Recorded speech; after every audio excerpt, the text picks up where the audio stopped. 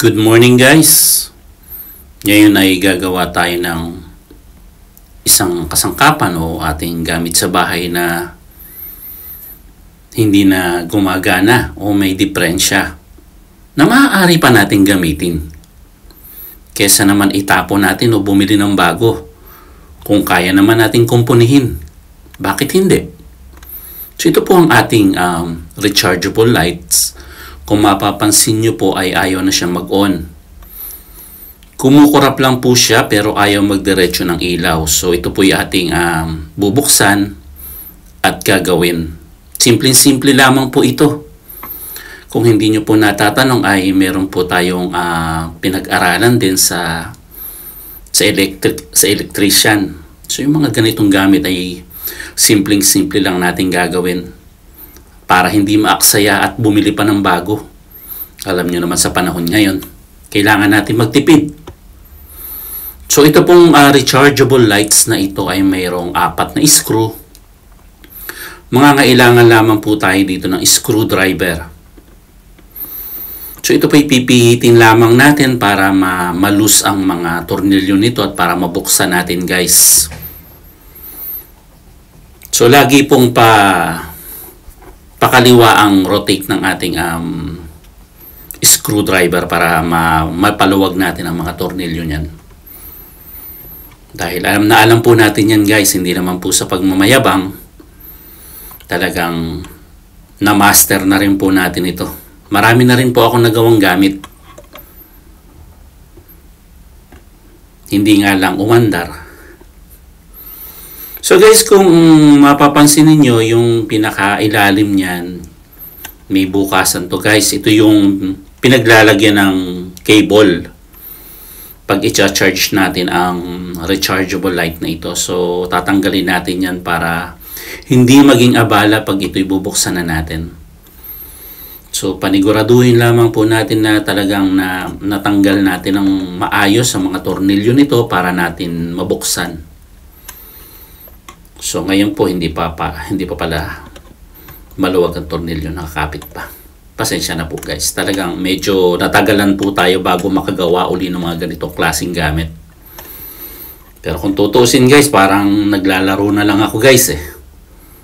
So ayan guys, natanggalan natin ang 4 na tornilyo at nabuksan na natin ang rechargeable light. So ito po iuusisain muna natin bago natin pakialaman. So hatakin natin ang cable na yan, yung charger cable niya, para hindi maging sagabal pagka may aayusin o pipihitin tayong pyesa. So yun po yung baterya niya guys. Ito po yung battery ng rechargeable lights natin, tsaka yung mga cable na yan. May black at red color po yan. So nangangahulugan po pag black ay positive at red naman ang negative. Tama ba? So guys, ito yung pinaka laman loob ng ating rechargeable guys. So ito po yung halika't i-focus natin para maituro ko sa inyo kung paano nyo gagawin kung sakaling may mga sirang gamit na kagaya nito sa bahay nyo. So yan po ang mga laman loob ng ating rechargeable light. So yan pong red na bulb na yan. Yan po yung ginagamit natin pagka charge natin, at yung mga transistor niya guys, yan. Yung item, yung parehaba na yan. Basta yan po guys. So, teka. Uusisain natin mabuti guys. Huhulihin natin kung saan ang pinaka problema nito. Bakit ayaw umilaw? So, yan pong hawak ko na yan. Yan po yung pinaka switch niya, on and off. Ay, natanggal. Nasira ko pa ata. So guys, yan ho. Parang maluwag siya guys eh. Ayaw magtuloy. Ayaw niya mag-start. Siguro, barado lang ang carburetor nito. Pero ayusin natin yan guys. Don't worry. So, usisain muna natin mabuti at baka may mga tagas-tagas yung mga langis nila o yung mga piyesa niya. So, ibalik na natin to. Baka makalimutan natin to pag sinarado na natin. Baka sumobra ang mga piyesa. Yun. So guys, ibalik na natin ito. Paniguraduhin natin yung pinaka-red bulb niya guys, pumapasok dun sa butas dahil sasagabal yan pag sinarado natin guys. So i-check nyo mabuti ang mga cable kung naibalik ba natin ang tama guys. So umpisa guys, mahihirapan kayo, pero pag nasanay naman kayo ay para na lang din kayo naglalaro. So guys, ibalik na natin tong takip. At huwag kakalimutan yung 4 na tornilyo guys. Sumasabit yan o sumasangkalan, kaya minsan nahihirapan tayong ibalik. Kaya paniguraduhin nyo na itatapat nyo sa butas yung mga 4 na screw na yun para hindi kayo magka-problema pagka binabalik nyo na ng ganito.